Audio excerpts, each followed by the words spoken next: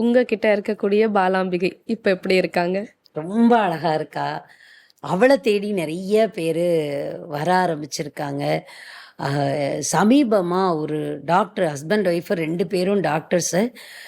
அவங்க ஏதோ ஒரு அம்பாள், நம்ம அவங்க ஏதோ ஒரு மனசு சஞ்சலமாக ஏதாவது ஒரு பிரச்சனையான்னு தெரில, ஏதோ ஒன்றில் இருக்கும்போது நம்ம பாலாம்பிகாவை வீடியோவில் பார்த்து வேண்டிக்கிட்டாங்களாம். வாராகி அம்பாளை பார்க்கறதுக்கு உலகம் முழுக்க இருக்கக்கூடிய மக்கள் எல்லாம் வர்றாங்க. சென்னைக்கு வரணும், இதுக்காக வரணும் அப்படின்னு அம்பாளை பார்த்து அவளுக்கு ஒரு மாலை போட்டுட்டு இவளை பார்க்கறதுக்காகவே வந்தேன்னு சொல்லி கண்ணீர் விட்டுட்டு போகக்கூடியவங்க எவ்வளவோ பேர் இருக்காங்க.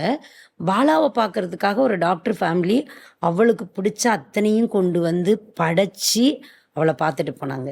வீடியோவில் பார்க்கும்போது அவங்க வேண்டிகிட்டு இருக்காங்க. அது நடந்திருக்கு.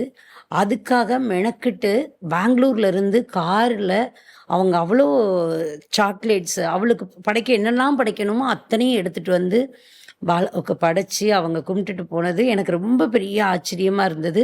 உண்மையாகவே நாங்கள் அவளை பாலான்னு இப்போ உங்ககிட்ட பேசும்போது சொல்கிறேன். ஆக்சுவலி நாங்கள் அவளை ஒரு குழந்தையாக தான் பார்க்குறோம். பாப்புன்னு தான் சொல்லுவோம்.